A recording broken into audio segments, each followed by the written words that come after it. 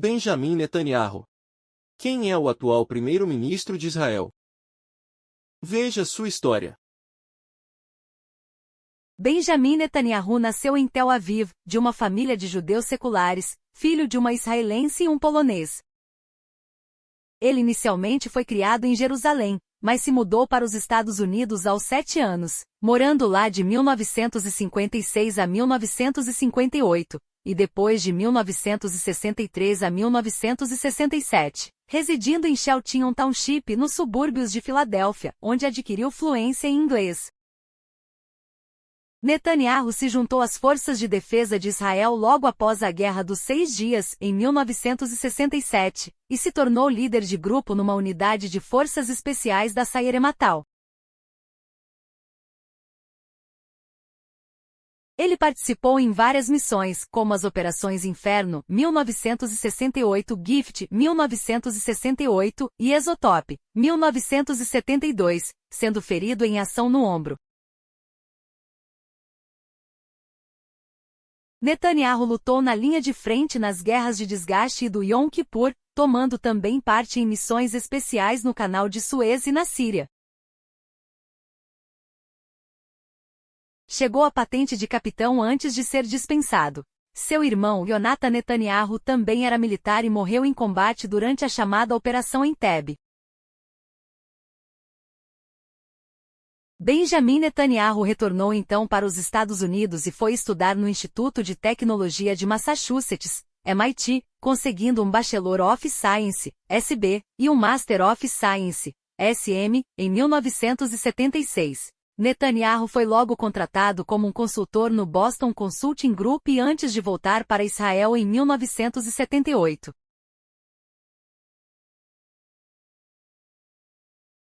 Em 1978, se filiou ao Partido Conservador Likud e foi eleito para o Knesset. Netanyahu serviu como representante de Israel nas Nações Unidas, de 1984 a 1988. Durante a Conferência de Madrid de 1991, Netanyahu foi membro da delegação israelense, liderada pelo primeiro-ministro Yitzhak Samir. Logo em seguida foi apontado para trabalhar diretamente no gabinete do chefe de governo.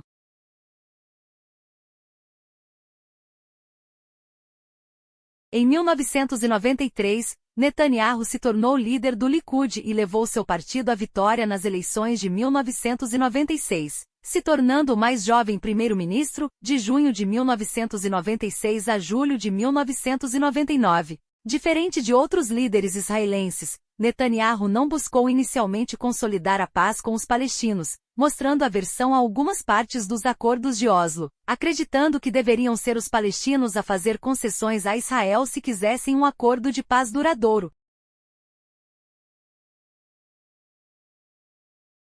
Atentados promovidos pelo Hamas em meados da década de 1990 só endureceram suas visões e política externa. Tomou várias medidas que, segundo ele, aumentariam a segurança dos israelenses, como a construção de um túnel pelo bairro muçulmano de Jerusalém para que judeus pudessem atravessar o muro ocidental. Isso gerou protestos por parte dos palestinos, reprimidos pela polícia israelita.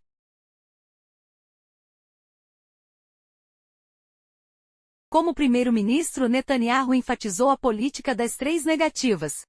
Nenhuma retirada das colinas de Golã, nenhuma negociação sobre o status de Jerusalém, nenhuma negociação com pré-condições. Muitos criticaram essa postura inflexível por parte dele como um empecilho para a paz.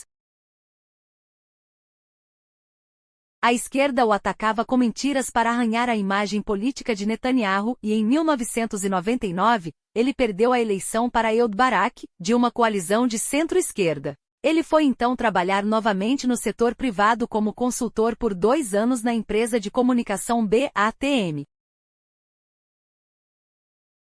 Netanyahu retornou para a política em 2002 para servir no Ministério das Relações Exteriores, de 2002 a 2003, e no das Finanças, de 2003 a 2005 no governo de Ariel Sharon, mas ele deixou seu cargo como protesto ao plano de retirada unilateral israelense da faixa de Gaza. Anos depois, nas eleições de 2013, seu partido se tornou o mais votado e Netanyahu se tornou o segundo político israelense a ser eleito para um 3º mandato, atrás apenas de David Ben-Gurion, o fundador de Israel. Então, nas eleições de 2015, conquistou no voto um quarto mandato. Após tensões em Jerusalém aumentarem em maio de 2021, Hamas disparou foguetes contra Israel a partir de Gaza, o que fez com que Netanyahu autorizasse a Operação Guardião das Muralhas, que durou 11 dias. Em 2022, após novas eleições parlamentares, o partido de Netanyahu se saiu melhor e ele conseguiu fechar uma coalizão de governo com líderes ultraconservadores e religiosos, fazendo com que ele reocupasse o cargo de primeiro-ministro em dezembro. Filhos do Criador. Vencemos todos nossos inimigos. Emanuel. Porque Deus é conosco.